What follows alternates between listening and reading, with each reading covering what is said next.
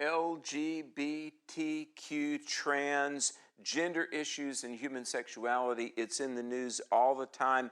It has almost become the consuming topic for our nation. But where we land on the gay, lesbian, transgender issues, this influences not only your future and our culture, but really the future of our nation. Stay tuned, because this is what we're going to look at and really unpack and understand on today's edition of Truth for a New Generation.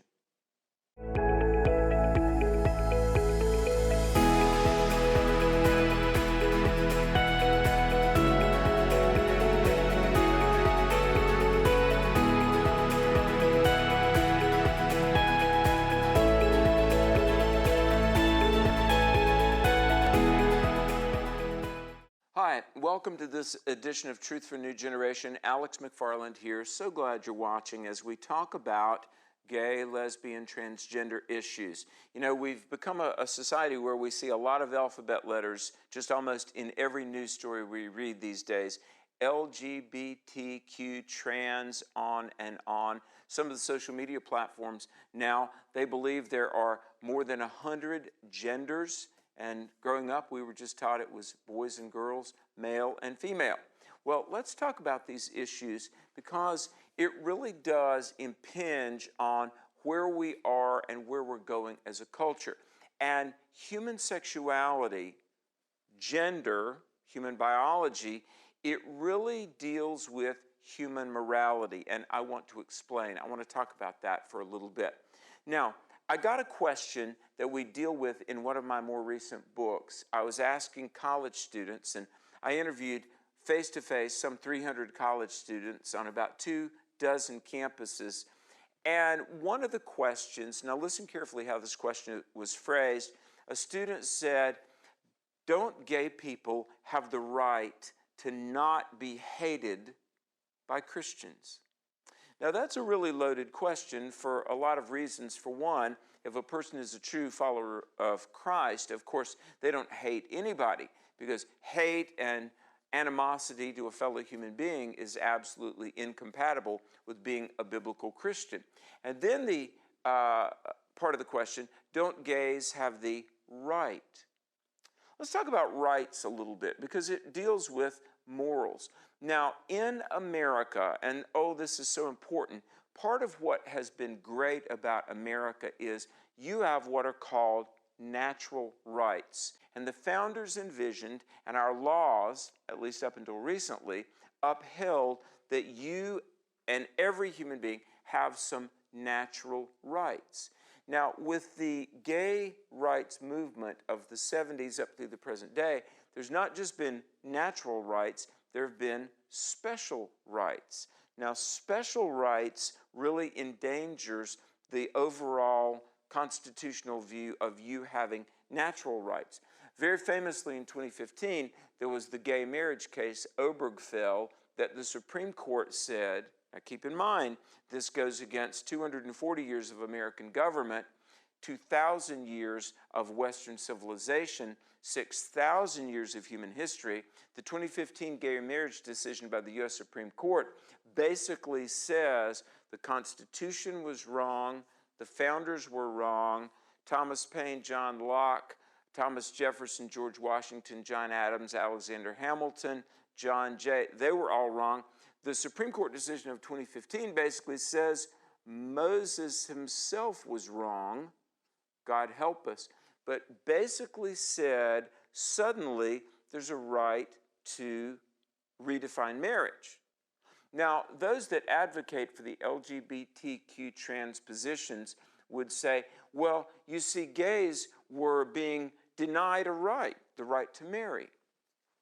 No, every American adult has the right to marry. But marriage, by definition, necessarily is, and for 6,000 years of human history, has been the union of a male and a female. Now, what we've done in the attempt, is very dangerous, to try to legitimize what all of history, logic, human biology, and the most recent psychology says is deviant, destructive behavior, in our attempt to legitimize what deep in our soul and psyche we know is wrong. We've redefined marriage. We're really going against not only logic, biology, sociology, we're going against the Word of God. But I'm not arguing for traditional morality based on the Word of God right now, because I'm keenly aware the pro-gay lobby would say, well, the First Amendment prohibits you imposing your beliefs on us. We're going to talk with a guest in just a moment about morality, biology, gay versus traditional values, not based on Scripture, although I do believe it, but based on what we call moral truth, natural law, which is the foundation for our Constitution. Stay tuned, more of this important subject on Truth for a New Generation. Man, before I came to Charis, I was so broken. I dealt a lot with anxiety and depression. I didn't really realize I could have an actual relationship with God. When I came here, I started to see God like, you know, He just wants to have a relationship with me. It totally transformed the way I look at God. God longs to have fellowship with you. This is where faith comes from. It's not just head knowledge, Bible school knowledge, it's revelation knowledge that changes you. Just been set free from a lot of the bondage I was in. I haven't been depressed in so long. Pretty awesome having that just weight lifted and putting on Jesus' yoke. You come here and you meet God personally, and then He gives you a whole new direction. This is a time, this is a season of your life that God's wanting to show you who you really are and what He's wanting to do in your life. If you have a desire for Bible college, God's the one that put it there. If you're considering coming to Charis, I just want to say it's going to be one of the best decisions you've made in your life.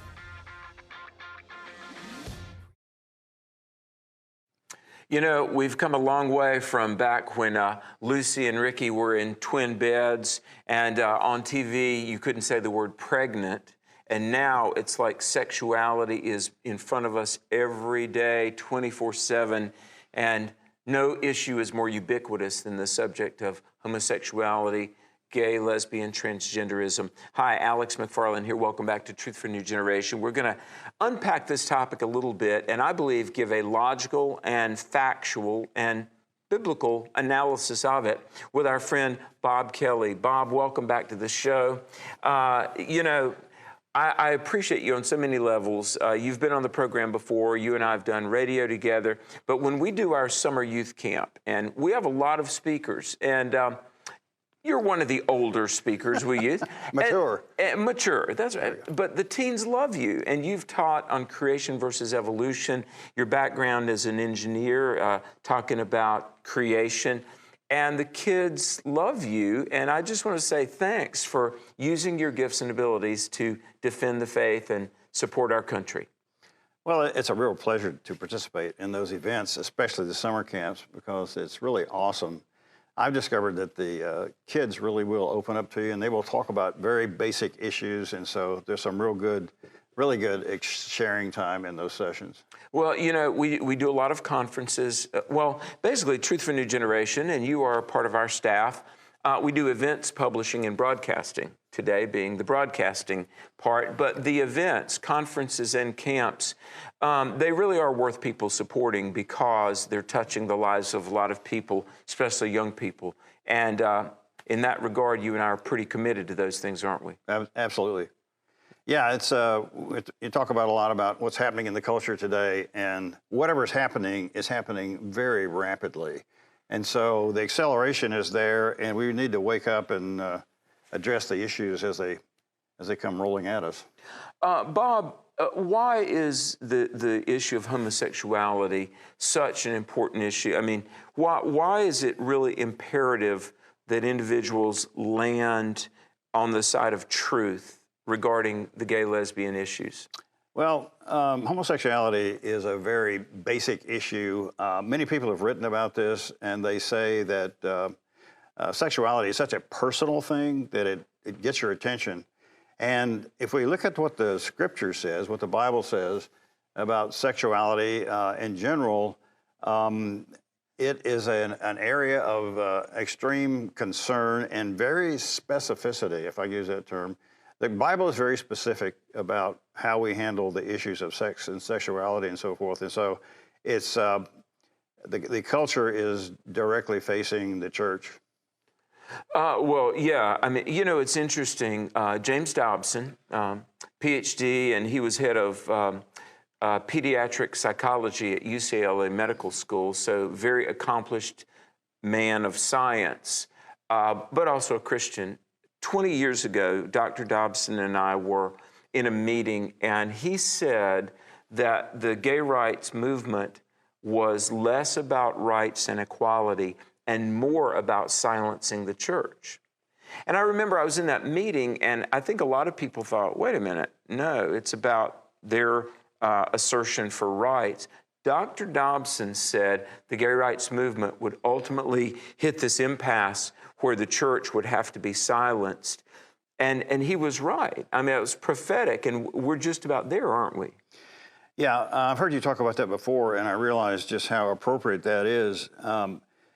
What's happening is the foundations of the faith are being attacked. If I might, for a second, draw a parallel, if we talk about origins, creation, evolution, things of that sort. A lot of people in the evolutionary camp probably don't really adhere that strictly to the science of evolution, but unfortunately they find a home in being able to attack the foundations of the church. And so instead of just talking about evolution and talking about science and so forth, they will go after the church in an attempt to say that the church is wrong, because the church has not correctly explained origins and it has these flaws and so forth, and they go from there. And homosexuality is, in my view, is similar. Mm-hmm. Well, and that's why the church needs to really speak to this. And I'll say here on the programs and in our books, we drill down pretty deeply. I mean, we talk about morals and philosophies and worldview because, as R.C. Sproul said, ideas have consequences. And I think, and I want to talk about homosexuality here, but first let's just lay this out there. Bob, don't you think it's imperative that the church be willing to think and to teach and to challenge people to, like, let's look at these issues like God, creation, sexuality? I mean, would you say the church has not quite done our complete job in teaching our parishioners to think?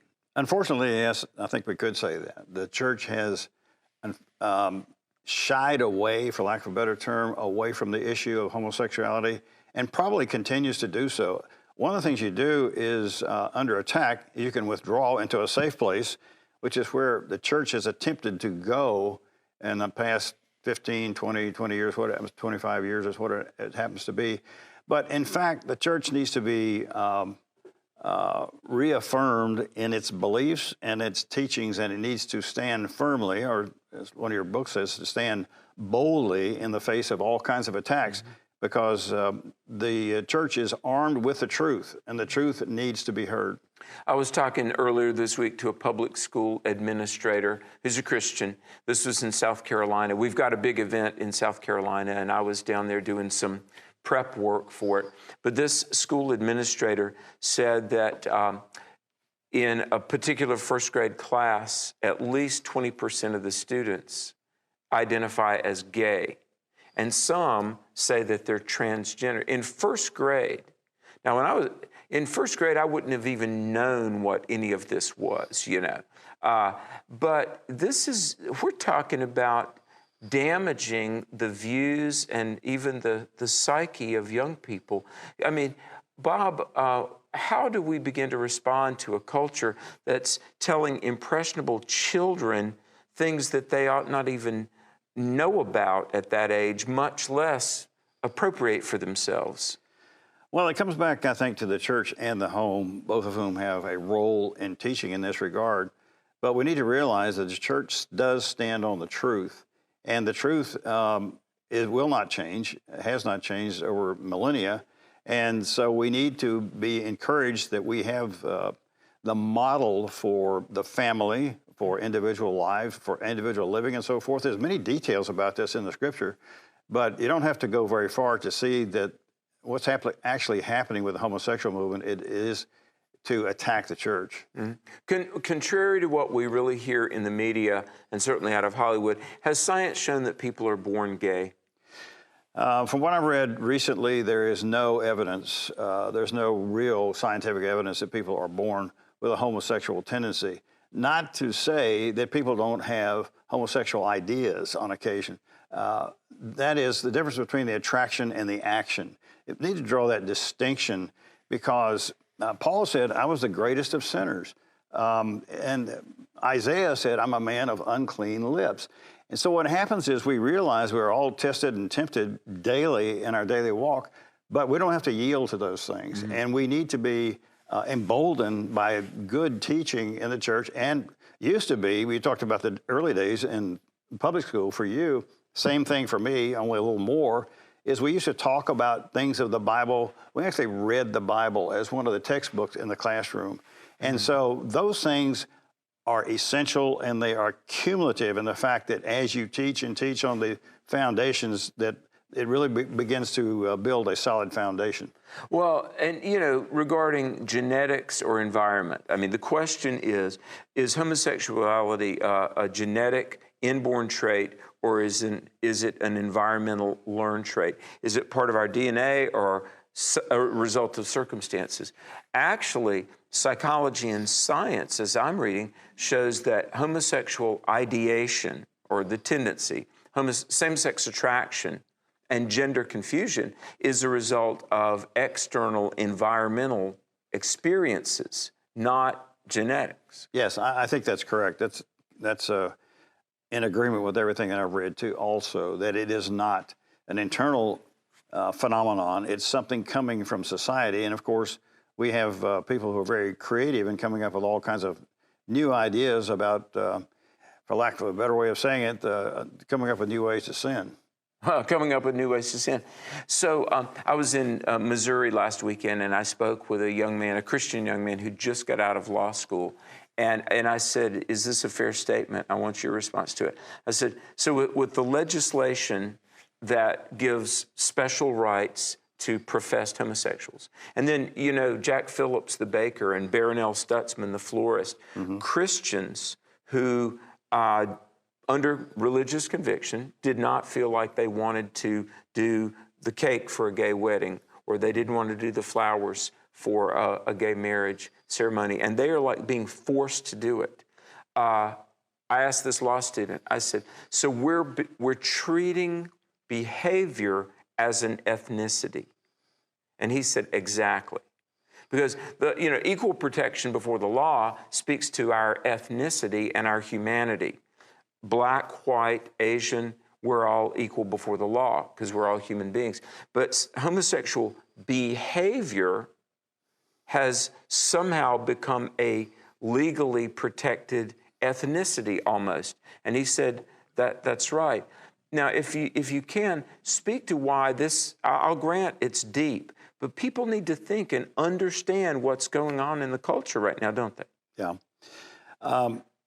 If we open this to a larger arena a little bit, we can talk about the influence, satanic influence in society, which is, I think, real. I don't think anybody would disagree with that. But what's happened is that for various reasons, you talk about enacting laws and changing the laws and making the laws less restrictive. That's a natural influence of evil influence in the world. And I don't think it's an exaggeration to talk about the fact that Satan is very much alive and moving in the world. And furthermore, I think that Satan realizes that the time is drawing close. Mm-hmm. So let me ask you this. Assuming the devil is real, and I do, I mean, I believe in the Bible, and the Bible speaks of God and warns of Satan, and I believe that. But to the person that might be skeptical about such things, here's the question. Why would the devil want America destroyed? And why would the devil be working through legislation and alleged gay rights to subvert the Constitution? Assuming there's a devil, why would he have America in his crosshairs? Well, I have a rather simplistic answer for that question. It is that Satan knows that he's finished. He is done. Hell was a place created for the devil and his angels, and that's been done a long time ago.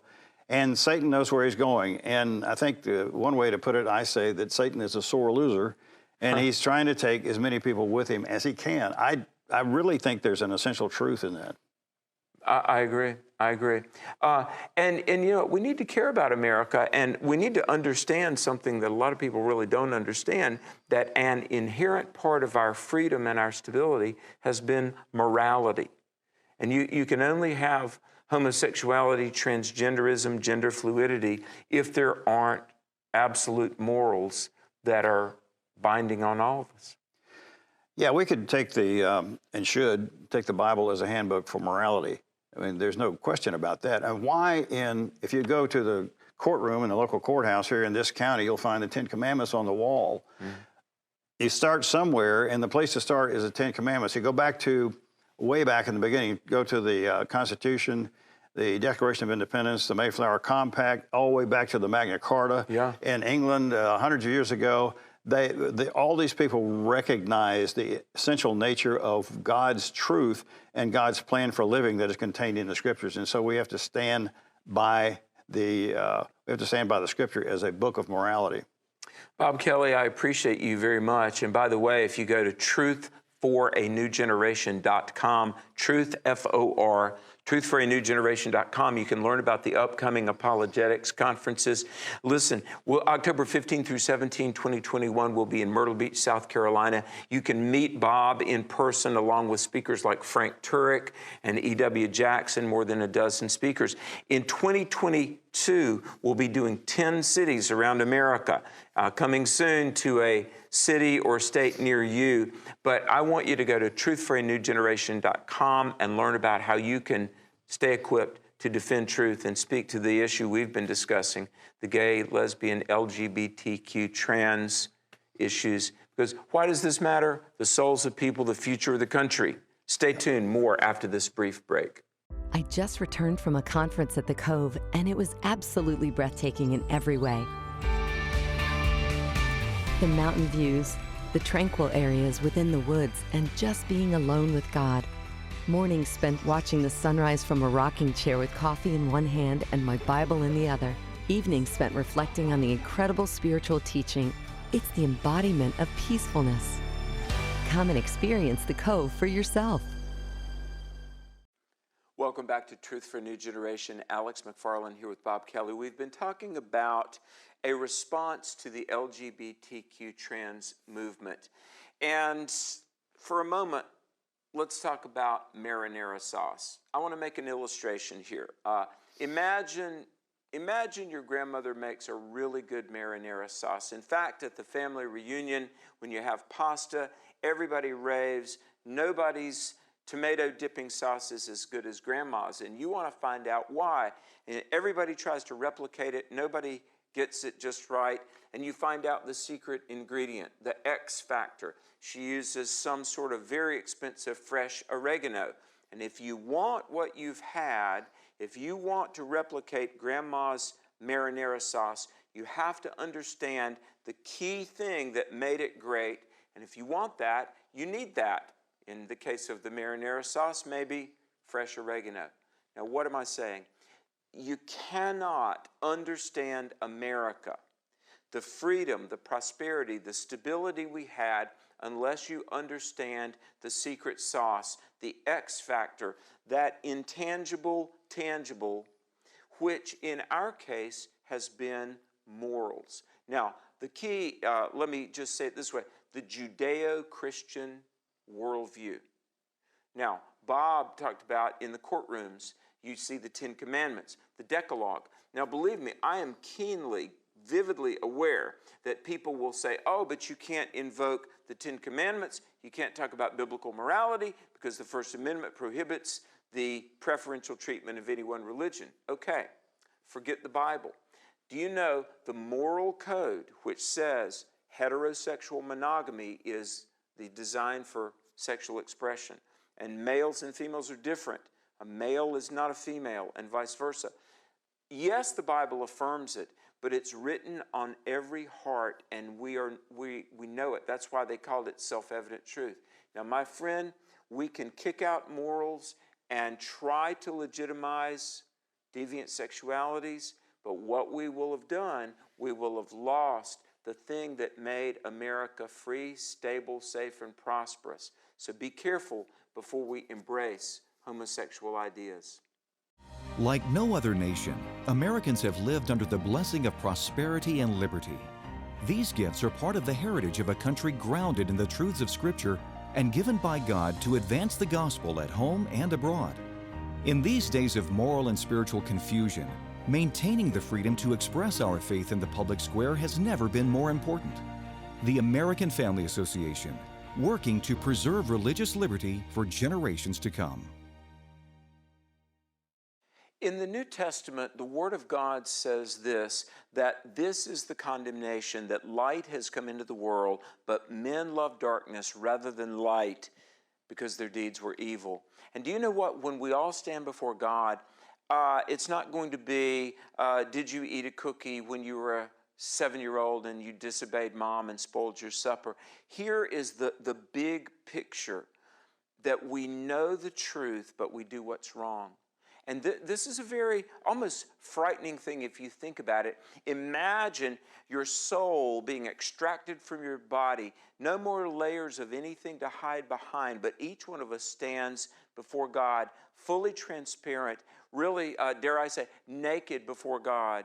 No more alibis, no more excuses. We're accountable for the life we lived.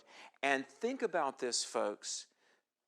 Known suppression of truth. And today, even as you watch this, maybe the Spirit of the Lord is reminding you that we all have an obligation to respond to truth. Volumes of data show that same-sex attraction is due to trauma. Homosexuality is a means of trying to deal with pain.